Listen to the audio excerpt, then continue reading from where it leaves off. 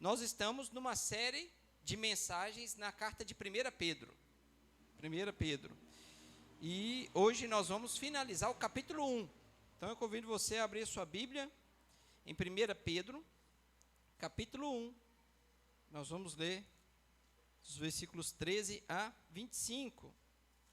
O nome da nossa série de mensagens é Esperança e Coragem. Esperança e Coragem. Palavra de Deus, no que o apóstolo Pedro registrou em sua primeira carta, capítulo 1, versículos 13 a 25.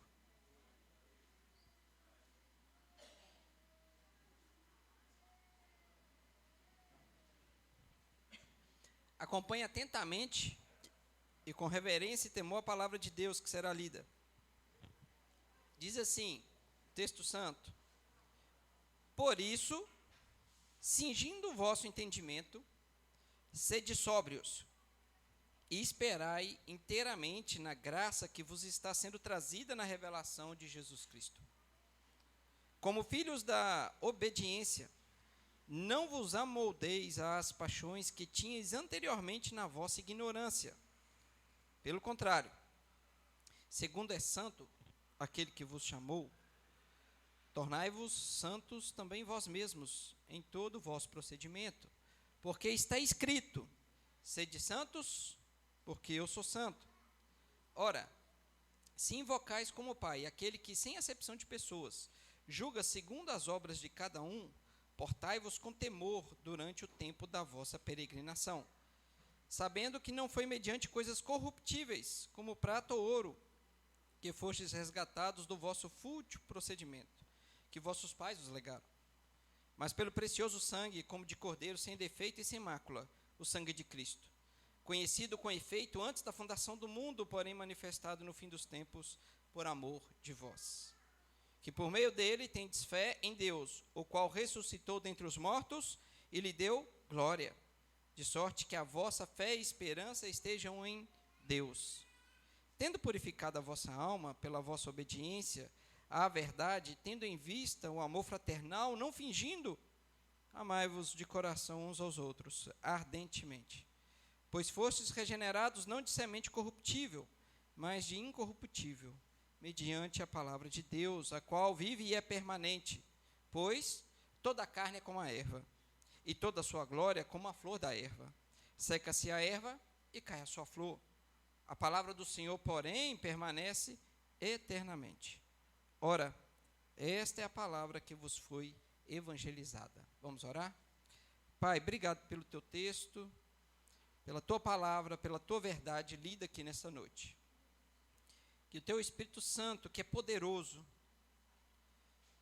possa invadir as nossas mentes e os nossos corações neste momento, Deus, para fazer com que o texto lido possa ser aplicado no profundo da nossa alma, Deus, e possa refletir em ações reais na nossa vida. Então nos ajude, Deus, precisamos do Senhor nesse momento. Nós não conseguimos fazer o exercício espiritual que vamos fazer agora sem a tua ajuda, sem o teu auxílio.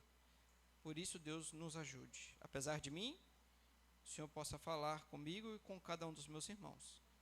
Essa é a minha oração em nome do Senhor Jesus. Amém e amém.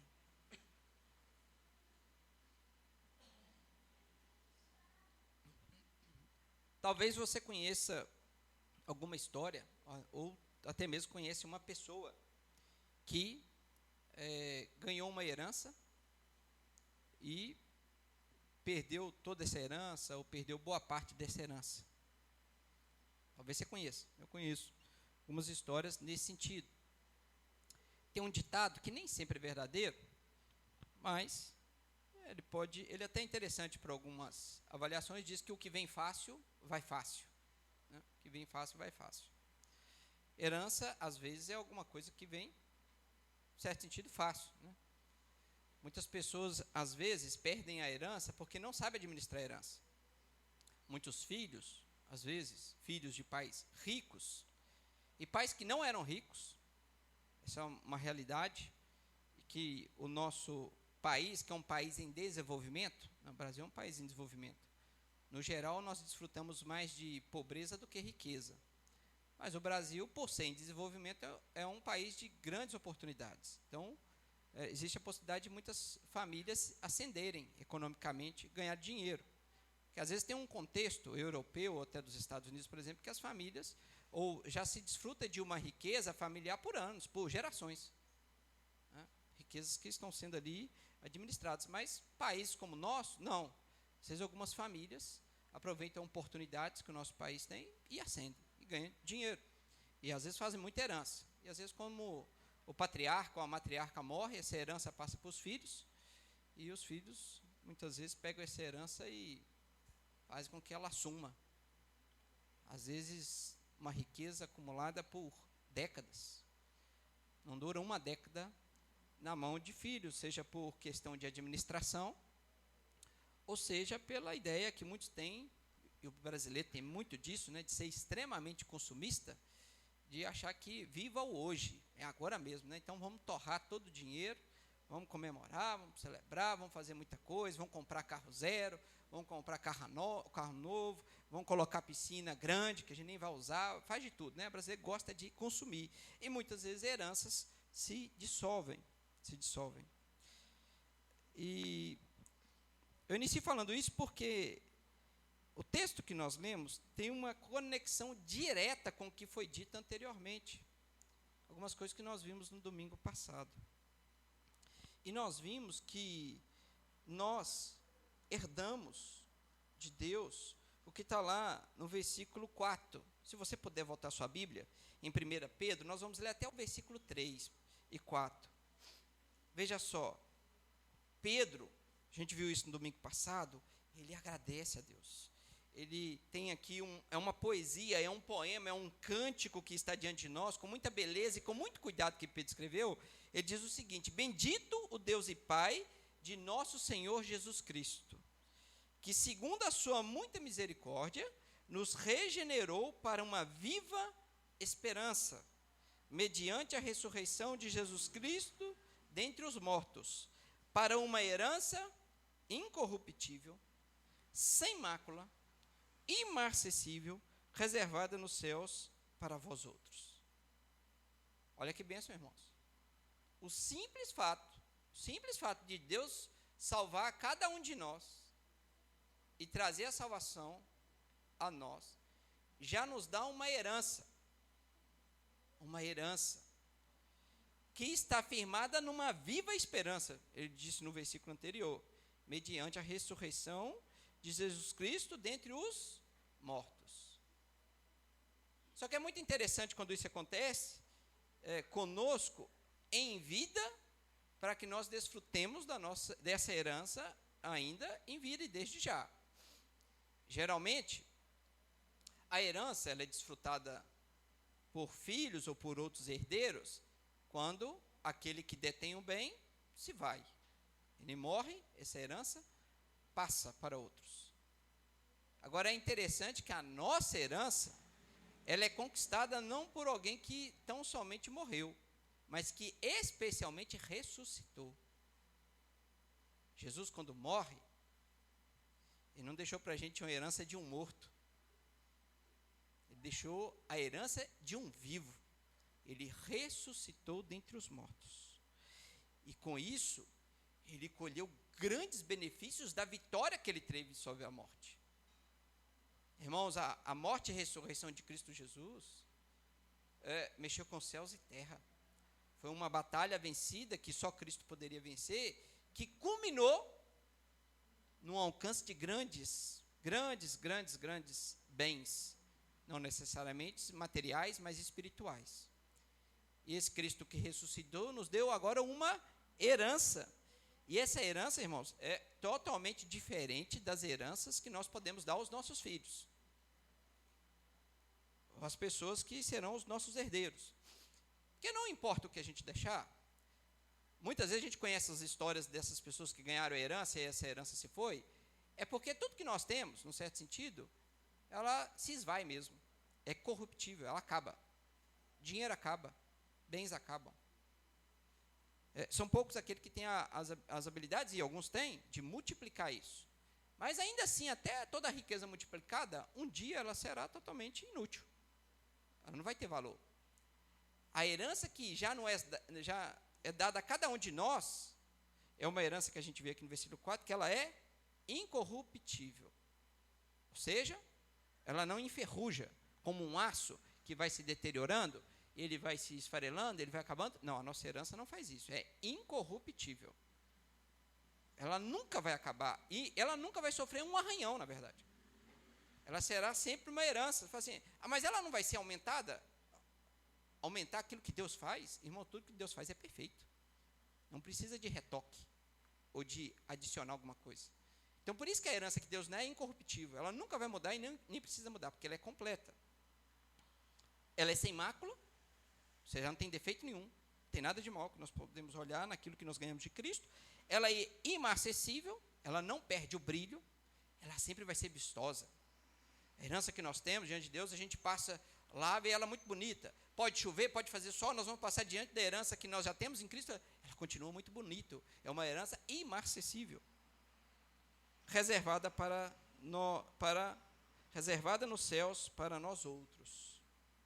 Nós já temos essa herança, é a confirmação dessa herança, que foi feita por Cristo Jesus, por sua obra graciosa, pelo que Ele fez por nós, a sua grande obra de salvação. Pedro vai continuar falando isso. Essa obra é tão bonita, é tão gloriosa, que ele termina o texto falando, até os anjos desejam conhecer esse plano de salvação lindo que Deus fez por nós.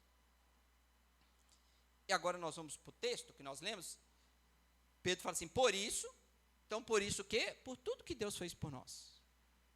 Pela grande salvação com que Ele nos salvou, e pela beleza da salvação, bendito seja o Deus Pai, por tudo que Ele fez por nós, por ter nos dado uma herança incorruptível, por nos guardar a salvação, para que a nossa fé fosse fortalecida, e o fim da nossa fé fosse a salvação, coisa que os profetas falaram, que os anjos desejam conhecer.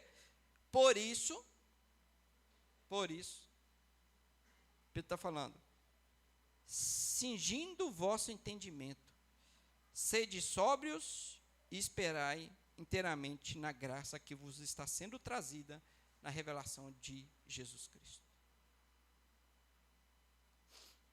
Sabe por que as pessoas muitas vezes pegam a herança, eu vou voltar nesse tema novamente, né? E perdem, às vezes, uma riqueza de uma geração inteira? Às vezes a gente fala assim, ele não teve cabeça para administrar aquilo, né? Ele não soube cuidar daquelas coisas, ele não teve expediente para trabalhar com aquilo, né? A gente usa, às vezes, um termo, cabeça fraca, né? Mente fraca, aí foi, pegou, gastou o dinheiro todo, não soube administrar, né? Não soube ver o que está em mãos e usar aquilo da melhor maneira possível. Pedro, ele vai nos exortar que diante da grande salvação que chegou até nós, ele fala ao que é cingindo o vosso entendimento.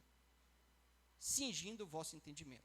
Essa palavra cingindo é a ideia, talvez, muito comum àqueles primeiros leitores, porque poderiam olhar para aquela própria cultura romana, e existia a ideia de você cingir as vestes. As vestes, muitas vezes, eram longas, parecendo um vestido, né? E aí, se a gente pensar num soldado romano, e a gente vê isso lá em Efésios, qual que é dos itens que fazem parte da armadura de um soldado romano? O cinto. Porque com o cinto, você prende. E no caso de uma vestimenta que era meio solta, imagina um soldado para correr com aquele que parece mais um vestido, eu não sei o que é aquilo, então ele se atrapalharia todo. Então, por isso que existia um cinto que amarrava toda aquela roupa, deixava ela mais firme, era um pouquinho mais alta, para que se precisasse correr, corria, né? O cinto traz segurança. É estranho que esse cinto meu aqui que eu estou usando só serve de estética, porque eu acho que o pezinho está um pouquinho acima, a calça nem precisava desse cinto, mas a gente põe, né? Só por uma questão de estética aqui, mas o cinto, quando a calça está caindo, a gente põe um cinto e fica tranquilo, né? A gente anda, a gente senta tranquilo, levanta tranquilo. O cinto traz a ideia de uma segurança, a ideia de nos preparar para algo. E aqui, Pedro está falando que, olha, vocês ganharam algo muito precioso, que é a salvação. Preciosíssimo. junto com essa salvação, tem uma herança que é incorruptível, que ainda nós vamos desfrutar dela de maneira completa nos céus, mas que nós já podemos ter as benesses do fruto do que Cristo conquistou por nós ainda em vida. E Pedro está falando, por isso, vocês precisam preparar o quê? A mente de vocês. Cingindo-vos o vosso pensamento, a ideia de preparar a mente, o entendimento.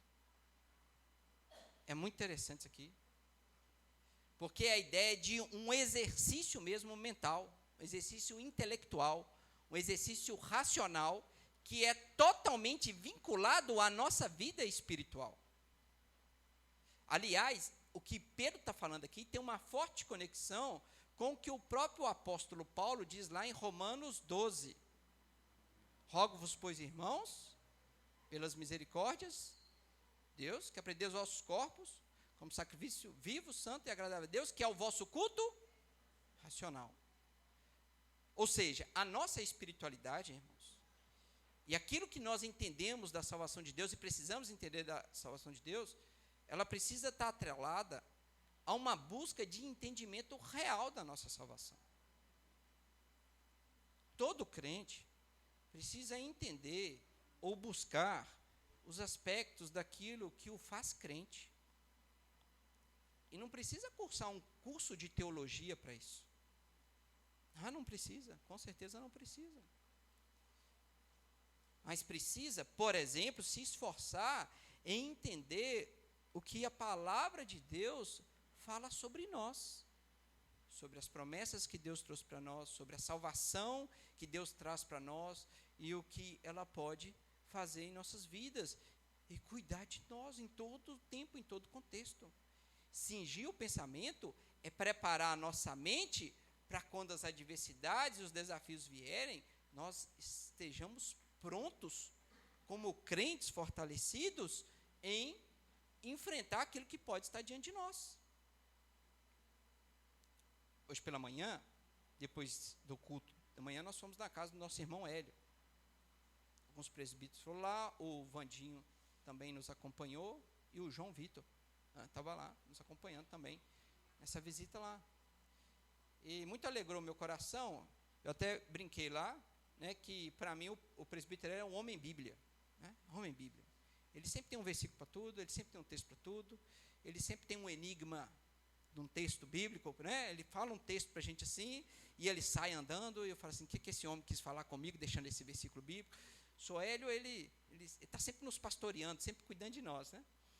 E ele enfrentando uns desafios com relação à sua saúde, ele comentou conosco, né, se voltando para a carta de Romanos e avaliando cada texto que está ali escrito e vendo como Deus cuida de nós, como a nossa salvação é profunda, a nossa salvação é grandiosa.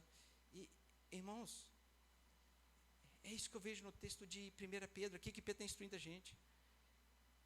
Que diante do que a gente ganhou da salvação, nós temos a possibilidade, e na verdade Pedro coloca aqui como um dever, de preparar a nossa mente, para que a gente tenha a ideia real do que é a salvação por nós. A gente precisa se esforçar dia a dia, entender a beleza da salvação, os aspectos que nos levam a ser filhos de Deus. Primeiro, porque eles são belos, eles resultarão em adoração. E segundo, porque são necessários, porque o mundo sempre vai tentar tirar a glória da salvação, a beleza da salvação, a importância da salvação de nós e das nossas mentes. Ainda mais nos dias de hoje, onde que as grandes batalhas são travadas exatamente aqui na mente.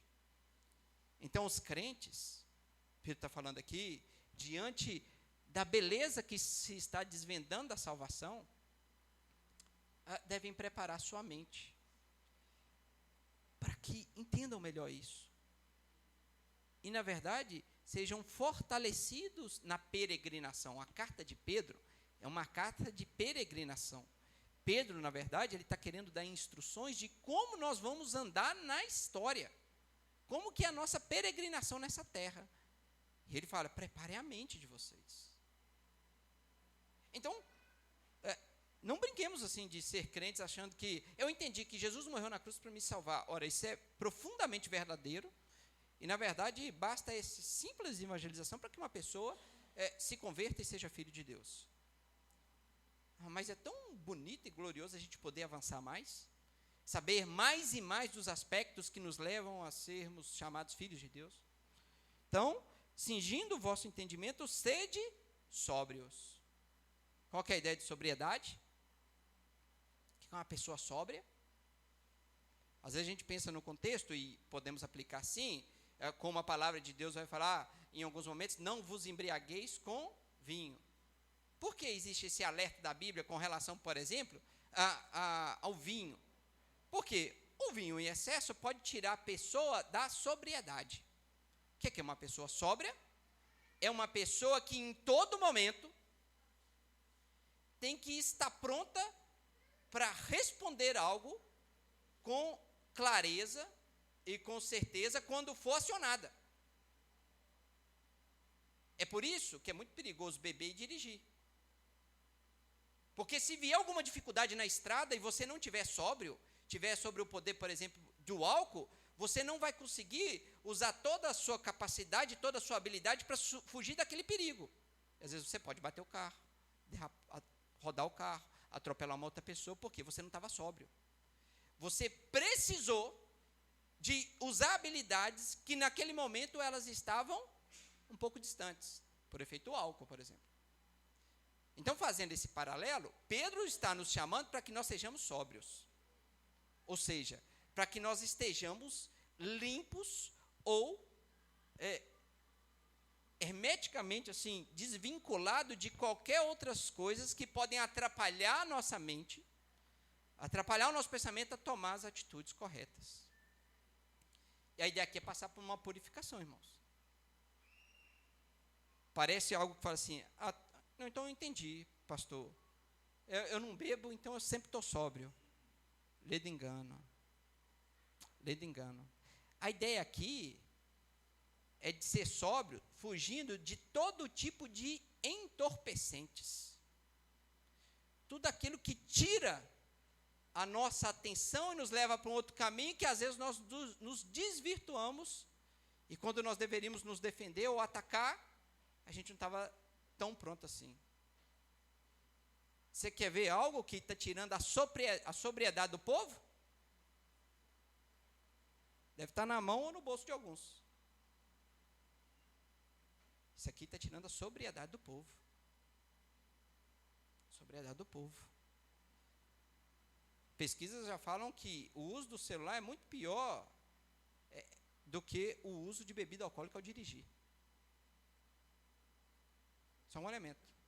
Só que fazendo um paralelo e falando da mente, isso aqui tem tirado a nossa sobriedade em muitas coisas.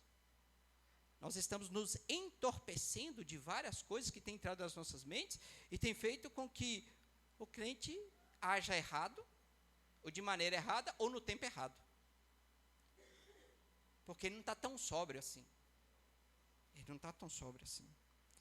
E Pedro está falando, cinja o vosso entendimento, sede sóbrios e esperai. Não é uma espera de ficar sentado, deixando o tempo passar, mas é uma expectativa viva, ele já falou dessa esperança viva, esperar inteiramente na graça que vos está sendo trazida na revelação de Jesus. E agora ele vai falar o porquê disso, como filhos da obediência. Não vos amoldeis as paixões que tinhas anteriormente na vossa ignorância. Então o crente está se fortalecendo, trabalhando a sua mente, sendo sóbrios, expurgando da mente, da sua vida, tudo aquilo que desvia a atenção, e agora tem sido como filhos da obediência, que não se amoldam às paixões do mundo. Essa é a luta do crente, irmãos, diária, de todos nós.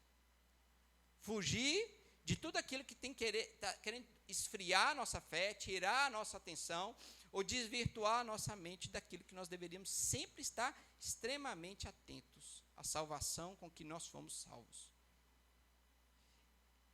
É interessante nós pensarmos isso no contexto dessa carta, porque Pedro está escrevendo para um povo que cada vez mais está sendo perseguido.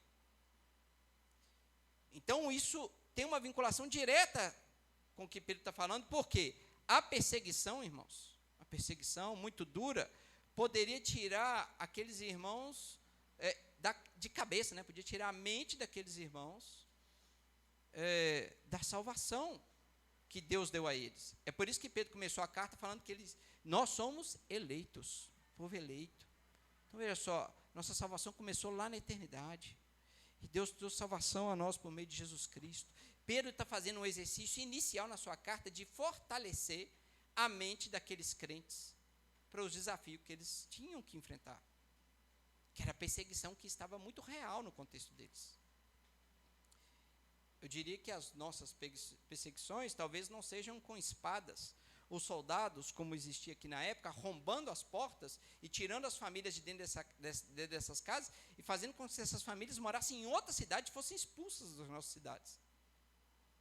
Mas talvez as nossas perseguições, elas sejam pessoas invadindo as nossas casas e tirando a nossa mente daquilo que não deveria ser tirado, da nossa fé em Deus.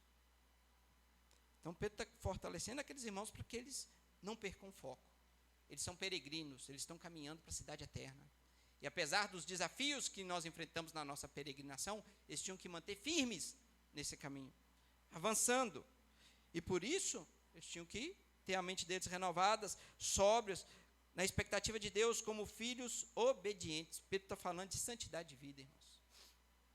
Santidade de vida. E aqui, ele vai falando, confirma no versículo 15. Pelo contrário, segundo é santo aquele que vos chamou, tornai-vos santo também vós mesmos em todo o vosso procedimento. Porque está escrito, sede santo, porque eu sou santo. Então Pedro agora, para esse povo, que somos nós também, e serve diretamente para nós, nós devemos ter uma vida que reflete a ideia da própria santidade de Deus. Sede santos, porque eu sou santo. A ideia de santo é separação. Separação. Povo separado. Um povo distinto do mundo. Um povo que tem a mente distinta da mente do mundo. Por isso, cingindo o vosso entendimento. Ou seja, preparem a mente de vocês. Porque a mente de vocês já não mais é a mente do mundo. É uma mente diferente. Sede santos, porque eu sou santo. Vocês são um povo separado, distinto. Nós aqui, irmãos, enquanto crentes, temos que pensar totalmente diferente do mundo. Os nossos pensamentos não podem ser os mesmos pensamentos do mundo. Aquilo que nós defendemos com a nossa fé não deve se confundir com as ideologias do mundo. Nós somos totalmente distintos de qualquer padrão do mundo. Nós somos o povo de Deus, santo, que é a semelhança do nosso Deus, estamos nos separando deste mundo. Sede santo, porque eu sou santo. E vem o versículo 17. Ora, se invocais como Pai aquele que, sem acepção de pessoas, julga segundo as obras de cada um, portai-vos com temor durante o tempo da vossa peregrinação, sabendo que não foi mediante coisas corruptíveis, como prata ou ouro, que fostes resgatados do vosso fútil procedimento que vossos pais vos legaram. Então, Pedro está confirmando aqui, primeiro, nós sabemos que nós não somos salvos pelas obras. E Pedro deixou isso muito claro antes. Nós somos salvos por causa da ação de Deus. Deus que nos elege antes da fundação do mundo, que envia o seu Filho para nos salvar, e a graça de Deus e o sangue de Cristo Jesus, que é um sangue de um cordeiro, sem mácula, sem defeito. O sacrifício de Cristo foi plenamente aceito para nos salvar. Esse sangue, que trouxe grande salvação a nós, é o que nos tirou da escravidão do pecado. Só que Pedro está falando que a nossa peregrinação, ela tem que ter em mente, e ele está pedindo aqui para a gente renovar a nossa mente, para que a gente possa ser sóbrios, para que a gente seja filhos da obediência, porque nós deveríamos estar ou conhecendo uma verdade. Deus não faz acepção de pessoas. Veja no versículo 17. Ora, se invocais como Pai aquele que, sem acepção de pessoas, julga segundo as obras de cada um, portai-vos com temor durante o tempo da vossa peregrinação. Deus não faz acepção de pessoas. Em outros textos, nós vemos exatamente essa mesma frase. Deus não faz acepção de pessoas. É por isso que muitas vezes na igreja presbiteriana, nós somos indagados com a ideia da doutrina da predestinação, que parece ser nossa, da presbiteriana, e isso é um absurdo, porque essa doutrina é a doutrina de Deus, é uma doutrina bíblica. O presbiterianismo não quer rogar para ele, Cláudio, nós somos o dono dessa doutrina. Não somos. Não somos o dono da doutrina da eleição e da predestinação. Quem é dono disso aqui é a própria palavra de Deus. O que nós fazemos é claramente ver a palavra de Deus que fala sobre eleição e predestinação. A gente pode até tentar fugir, mas está muito claro aqui nas palavras registradas nas Sagradas Escrituras. Aí só que sempre vem uma pergunta para os presbiterianos, né? Se nós somos salvos, né? Então nós podemos, e a gente não perde a salvação, então eu posso andar de qualquer maneira. Obviamente a gente fala assim, é claro que não. É claro que eu não posso andar de qualquer maneira. Deus não faz acepção de pessoas. Está afirmando Pedro aqui. E ele julga segundo as obras de cada um. Aí parece que deu um X aqui na gente, né? Fala assim, então, calma aí. Então, se Deus julga sobre as obras de cada um, então nós somos salvos pelas obras ou não somos salvos pelas obras? Como que funciona isso? Não, então, veja só. Deus não faz acepção de pessoas. Ele, de fato, vai julgar todo mundo conforme as suas obras, segundo as obras. Só que pela graça e misericórdia de Deus, e unicamente pela graça e misericórdia de Deus, nós, aqueles que somos eleitos antes da fundação do mundo, disse Pedro aqui no versículo 1 e 2, do primeiro capítulo, nós não enfrentaremos a ira de Deus por causa das nossas obras. Nós merecíamos a ira severa de Deus, mas Deus não vai usar a severidade da sua ira em nossas vidas por causa do sacrifício de Cristo Jesus. E louvado seja Deus por isso. Nós enfrentaríamos a ira de Deus, mas o sangue de Cristo Jesus pagou o preço pelo nosso pecado. Só que essa consciência não pode sair da vida do crente. Ele tem que entender que a caminhada, a peregrinação dele está diante de um olhar de Deus que não faz acepção de pessoas. Deus continua olhando as nossas obras enquanto crentes. Você acha que Deus não está preocupado com a sua vida de crente, não? Eu não sei você, mas a minha ele está. Ele está de olho no que eu faço. E isso deveria me encher de temor, e me enche de temor. Porque eu sei que os olhos de Deus estão fitos em mim. A gente poderia usar o erro doutrinário e falar assim, já que eu estou salvo, eu vou andar de qualquer maneira. Né? E essa é a ideia do hipercalvinismo. Né? As pessoas que acham que porque estão salvas, podem tocar sua vida de qualquer maneira. Não, não podem. Porque Deus continua com seus olhos fitos em nós. Deus ele está atento naquilo que nós estamos fazendo, e Ele conhece tudo aquilo que estamos fazendo. É por isso que Ele fala aqui no versículo 17, Pedro está falando, que o Pai que não faz acepção de pessoas, julga segundo as suas obras, portai-vos com temor durante o tempo da vossa peregrinação. O temor de Deus tem que estar sobre as nossas vidas, irmãos. Porque mesmo salvos, e eu creio firmemente que uma vez salvos para sempre, Deus está aguardando a nossa salvação até o dia final, os olhos de Deus estão fitos em mim. E Ele está olhando o que eu estou fazendo. É a ideia que a herança está nas minhas mãos e Deus está olhando. O que você está fazendo com essa herança? Você vai usá-la de qualquer maneira? Você vai usar a bênção da salvação de qualquer maneira? É isso mesmo? Ele está falando, não, ajam com temor. Leve uma vida de crente mesmo. Uma vida firme. Uma vida que tenha a consciência do grande valor que foi a salvação de vocês. E é por isso que, veja só agora o versículo 18. Ele quer justamente mostrar esse valor. Por que nós temos que andar em temor? Porque, vejam só, sabendo, o versículo 18, que não foi mediante coisas corruptíveis, como prata ou ouro, que fostes resgatados do vosso fútil procedimento, que vossos pais vos legaram, mas pelo precioso sangue, como de cordeiro sem defeito e sem mácula, o sangue de Cristo, conhecido com efeito antes da fundação do mundo, porém manifestado no fim dos tempos por amor de vós. Então não dá para andar nessa vida de qualquer jeito não, irmãos. O sangue que nos salvou é um sangue preciosíssimo. É muito mais precioso do que prata ou ouro. É um sangue que não é corruptível. Não tem, foi o sangue vertido de uma pessoa semelhante a um cordeiro, diz o versículo 19, sem defeito e sem mácula, o sangue de Cristo. Não dá para viver de qualquer maneira, irmãos. O temor de Deus deveria sempre estar sobre nós diante dessa realidade. Eu preciso me portar como um filho de Deus, sóbrios, cingindo a nossa mente, preparando a nossa mente, guardando a nossa mente do mundo. Não pode ser de qualquer maneira. A vida do crente não é uma vida tocada, que ele decide o que faz, ou como faz, e o que deve fazer. Não é, irmãos. Não pode ser assim. O valor da nossa salvação foi muito grande. Muitíssimo grande. É o sangue de Cristo, sem mácula, sem defeito. Que era conhecido, versículo 20, né? Antes da fundação do mundo. O mundo nem tinha sido criado, e é o que nós chamamos na teologia de pacto da redenção.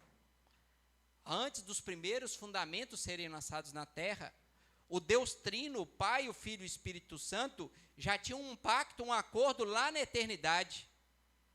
A segunda pessoa da Trindade vai encarnar, vai viver com os homens e vai morrer e ressuscitar por esses homens, para trazer salvação àqueles que irão pecar.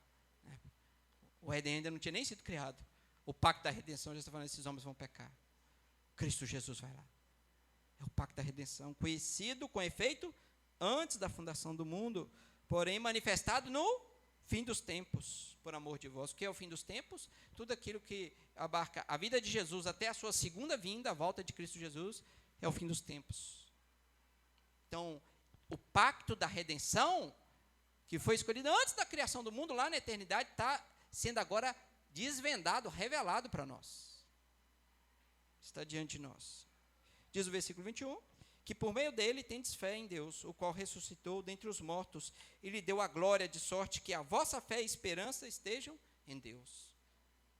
Esperança e coragem, esse é o tema da nossa série, a esperança sempre está diante de nós.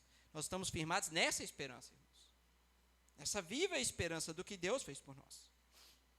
Agora conclui o texto santo. Tendo purificado a vossa alma, pela vossa obediência à verdade, tendo em vista um amor fraternal, não fingindo, amai-vos de coração uns aos outros ardentemente.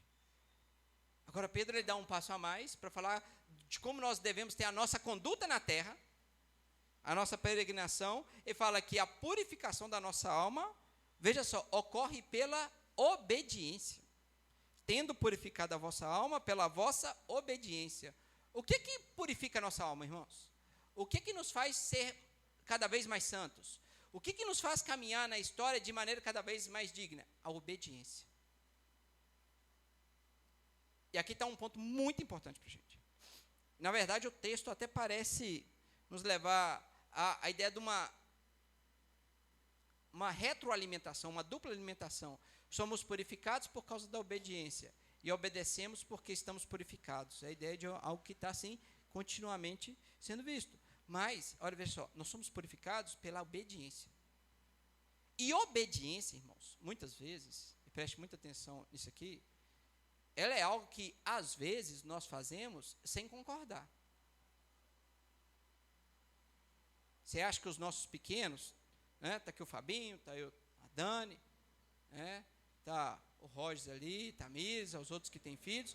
Você acha que quando nós, Fernanda, damos uma ordem para os nossos filhos, eles obedecem entendendo tudo o que nós falamos? Não.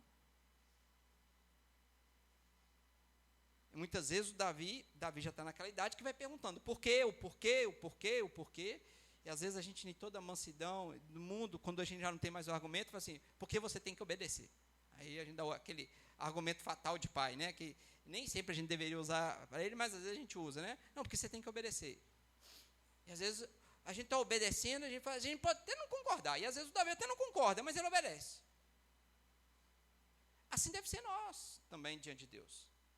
Porque eu não sei vocês, mas nós lemos umas coisas na palavra de Deus, ou Deus nos instrui a fazer algumas coisas, como amar os vossos inimigos, e a gente fala, não, deve ter algum erro aqui, ué. Deve ter algum erro aqui na palavra de Deus. Como assim, amar os inimigos? Para que eu vou amar os inimigos? Eu tenho que vir com um cacete para cima dos inimigos. Eu tenho que ir com força. Tenho que ir com espada. Como assim amar os inimigos? Eu tenho que detestar os meus inimigos. Eu tenho que brigar com os meus inimigos. Não, eu não vou amar meus inimigos. Pedro está falando que nós somos purificados pela obediência. E às vezes a obediência nos leva a fazer algo que a palavra de Deus instrui, e que naquele momento a gente, sabe aquele negócio que desce engasgado? Fala assim, eu vou fazer porque Deus está mandando fazer. Deus, diferente de nós, pais e mães, né? Deus pode usar esse argumento conosco, né? Ele poderia falar assim, obedeço porque eu mandei. E nós deveríamos obedecer, porque Ele é Deus, nós somos criaturas. Mas ainda Deus, com toda a misericórdia, mansidão, longanimidade, convido todo mundo a estar no estudo bíblico de quinta-feira, que nós vamos agora avançar nos atributos de Deus, né? E Deus, com todos os seus atributos, especialmente com a sua misericórdia, Ele ainda nos pede algo para fazer e nos instrui o porquê Ele está pedindo. Mas mesmo assim, o nosso coração duro acha que aquele não é o melhor caminho. Pedro está falando que, mesmo assim, nós devemos obedecer, porque o que Deus nos manda fazer, essa obediência vai purificando as nossas vidas, vai nos limpando de nós mesmos, dos nossos pecados. E às vezes a nossa obediência, que no primeiro momento pode ter sido cega, por causa da dureza da nossa cabeça, do nosso entendimento, a gente vai observando que obedecer a Deus é a melhor coisa que nós podemos fazer. Porque nos livra de tantas coisas, nos protege de tantas coisas, e nos guia por um caminho muito mais perfeito do que nós trilharíamos na nossa desobediência. É por isso que nós devemos purificar a nossa alma, simplesmente sendo obedientes a Deus, irmãos. A palavra de Deus às vezes é dura? É. Confronta a gente? Confronta, mas é a lei de Deus. O Salmo 119 vai falar que a lei de Deus é perfeita. Perfeita. Por isso, termina o texto, nós fomos regenerados não de semente corruptível, mais uma vez a ideia daquilo que não perde valor, entrando aqui, mas de incorruptível mediante a palavra de Deus, o qual vive e é permanente. Aqui vai vir uma citação bíblica de Isaías, pois toda a carne é como erva, e toda a sua glória como a flor da erva, seca-se a erva e cai a sua flor. A palavra do Senhor, porém, permanece eternamente. Ou seja, Pedro está chamando a nossa atenção para que nós estejamos atentos à palavra de Deus, porque ela também não perde valor. É por isso que os crentes, com um belo elogio, é chamado de o povo da palavra. Essa palavra aqui é a semente incorruptível. De fato, nós somos o povo da palavra, e louvado seja Deus por isso. O povo que está seguindo a lei de Deus, e essa obediência o faz ser um povo santo, separado, distinto do mundo, com a mente sendo renovada, com os pensamentos trilhando pensamentos que são diferentes do mundo, por meio da palavra de Deus, que é uma semente incorruptível, a palavra do nosso Deus, que é perfeita. E aí, voltando no versículo 22, nós devemos amar de coração aqueles que estão próximos de nós, como frutos da obediência à palavra. É a primeira instrução direta que Pedro vai dar de várias outras coisas, mas que começa pelo amor ao próximo. Tendes em vista o amor fraternal, não fingindo, amai-vos de coração uns aos outros ardentemente. Como fruto desse povo, né, que está pensando diferente, tem uma mente diferente, é um povo que ama uns aos outros. Muito diferente do padrão do mundo, né? Muito diferente do padrão do mundo. Mas esse amor tem uma fonte, é a palavra de Deus, que está instruindo o povo de Deus. Que sejamos o povo da palavra, firmes. Eu li uma frase de um pastor e teólogo que morreu há pouco tempo, em 2017, que é Sproul. Inclusive, foi um livro de Sproul que me fez repensar de uma maneira muito mais corajosa e efetiva a fé cristã. Um livro que chama Eleitos de Deus, R.C. Sproul. Mas Sproul, ele diz o seguinte, ele citando um personagem histórico do século II, que é Justino Marte. Justino Marte, esse homem que foi preso por causa da sua fé cristã, ainda no século II, ele aproveitou o seu momento na prisão para escrever vários textos. E um dos seus livros, ou das suas cartas, foi direcionado ao imperador romano, que chamava Antônio Pio. E ele, defendendo a fé cristã, esse livro chamava Apologia, ou seja, é uma defesa da fé cristã, ele escreve para esse imperador e ele coloca um detalhe lá, nessa carta que ele está direcionando a esse imperador. Ele fala, porque ele está fazendo uma defesa da fé cristã. E ele coloca assim, para o imperador, prove o que eu estou falando, olhando para o povo que se diz cristão. Ou seja, ele está falando de coisas profundas. De como a fé muda completamente a vida de uma pessoa. E muda para muito melhor. E lá no século II, Justino Marte teve a ousadia e a coragem e falou assim, você pode provar isso simplesmente observando o povo da fé cristã. Aí Sproul, com muita tristeza, que é um teólogo dos nossos tempos, ele fala assim, infelizmente nos nossos tempos, nós não podemos ter a convicção, a certeza que Justino Marte deu de falar para algum dos governantes dos nossos tempos e falar assim, olhe para o povo de Deus, que você vai ver como esse povo é extremamente atrelado à palavra de Deus e eles estão vivendo aquilo que exatamente a palavra de Deus cumpre. O que Sproul está fazendo é uma crítica para a igreja atual como um todo, que muitas vezes tem se distanciado daquilo que deveria ser, irmãos, o que domina a nossa mente e a nossa prática de vida, a palavra de Deus. Quem dera, ou Deus queira, que um dia ainda, Robinho, a gente possa escrever uma carta a um governante, numa defesa fiel da palavra de Deus, e falar assim, o testemunho do que eu estou falando é verdadeiro, quando você olhar para a igreja de Cristo. E pode olhar para ela toda, não precisa separar alguns não, olhe para a igreja toda, porque o Justino Marte mandou, pode olhar para a igreja toda. É a igreja do século II, que estava sendo perseguida, duramente perseguida pelo próprio Império Romano. Justino Marte fala assim, pode olhar para todo mundo. E você vai verificar que o que eu disse é verdade. Que o nosso comportamento, irmãos, possa refletir a verdade da palavra de Deus, essa semente que é incorruptível. E que nós possamos ser o povo de Deus, santo, separado, distinto do mundo. Vamos orar? Deus, obrigado pela tua palavra exortativa, Deus, que nos chama a atenção para que nós não possamos viver a nossa vida de qualquer maneira. De fato, não podemos, Deus.